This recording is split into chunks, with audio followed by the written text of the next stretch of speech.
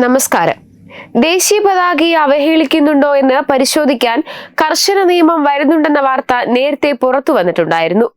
ദേശീയ പതാകയെ അവഹേളിക്കുന്നുണ്ടോ എന്ന് പരിശോധിക്കാൻ കേന്ദ്ര സർക്കാർ സംസ്ഥാന സർക്കാരുകൾക്കും കേന്ദ്രഭരണ പ്രദേശങ്ങൾക്കും നിർദ്ദേശം നൽകിയിട്ടുണ്ടായിരുന്നു. 1971 ദേശീയ പതാക അവഹേളിക്കൽ നിയമം, 2002 ഇന്ത്യൻ പതാക കോഡ് തുടങ്ങിയ നിയമമനുസരിച്ച് ശക്തമായ നടപടിയെടുക്കാനാണ് കേന്ദ്ര സർക്കാർ സംസ്ഥാനങ്ങൾക്ക് നിർദ്ദേശം നൽകിയിരുന്നത്. ദേശീയ ഗാനം എപ്പോഴൊക്കെ ചൊല്ലാമെന്നും ആദരവോടെ എങ്ങനെയാണ് ചൊല്ലേണ്ടതെന്നും മാർഗനിർദ്ദേശം നൽകാൻ കേന്ദ്ര സർക്കാർ സംസ്ഥാന സർക്കാരോട് ആവശ്യപ്പെട്ടിട്ടുമുണ്ടായിരുന്നു. എന്നാൽ ഇപ്പോൾ ഇതാ പ്രധാനമന്ത്രി നരേന്ദ്രമോദിയുടെ ചിത്രം ദുരുപയോഗം ചെയ്യുന്നവർക്കെതിരെ കർശന നടപടി സ്വീകരിക്കാൻ ഒരുങ്ങിയിരിക്കുകയാണ് കേന്ദ്ര സർക്കാർ. അതേസമയം പ്രധാനമന്ത്രി നരേന്ദ്രമോദിയെ ആവശ്യമില്ലാതെ അവഹേളിക്കുന്ന പ്രതിപക്ഷ നേതാവ് രാഹുൽ ഗാന്ധിയെ വിമർശിച്ചുകൊണ്ട് സോഷ്യൽ മീഡിയയിൽ ചർച്ചകൾ നടക്കുന്നുമുണ്ട്.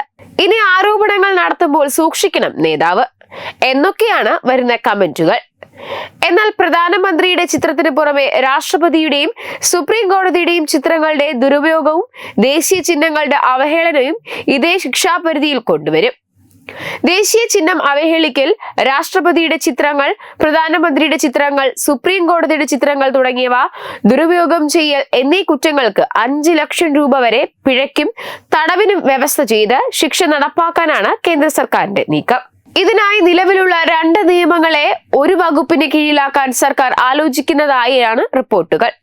ദേശീയ പതാക, സർക്കാർ വകുപ്പുകൾ ഉപയോഗിക്കുന്ന ചിഹ്നങ്ങൾ, രാഷ്ട്രപതിയുടെയും ഗവർണറുടെയും ഔദ്യോഗിക മുദ്രകൾ, മഹാത്മാഗാന്ധി, പ്രധാനമന്ത്രി എന്നിവരുടെ ചിത്രങ്ങൾ, അശോക ചക്രം എന്നിവയുടെ ദുരുപയോഗം തുടങ്ങിയതാണ് നിയമം.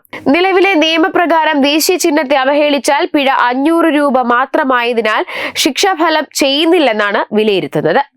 ആഭ്യന്തര വകുപ്പ് നടപ്പാക്കുന്ന 2005 ഇന്ത്യയുടെ ദേശീയ ചിഹ്ന നിയമവും ഉപഭോക്താതൃ വകുപ്പിന് കീഴിലുള്ള 1950 ചിഹ്നങ്ങളും പേരുകളും നിയമവും ഒരു വകുപ്പിന് കീഴിലാക്കാനാണ് ശ്രമം.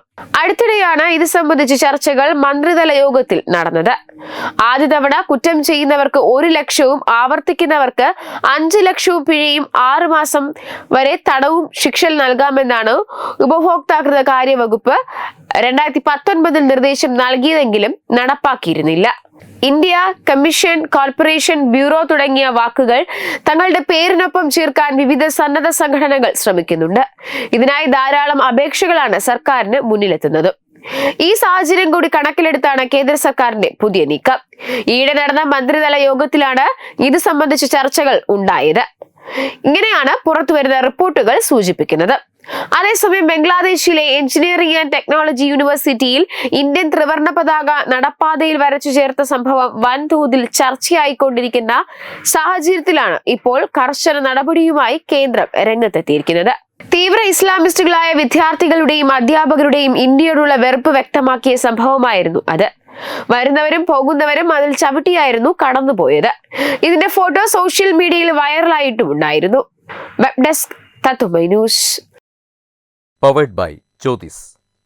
Realizing your dream home. Our ongoing luxury apartments projects are Crown near Karivattam, The Square near UST Global, White Manor near Attigal Ambalatra, and Evergreens Luxury Villas near Tirumala. Call 90482 55599. Jyotis Building Promoters Private Limited, Thiruvananthapuram.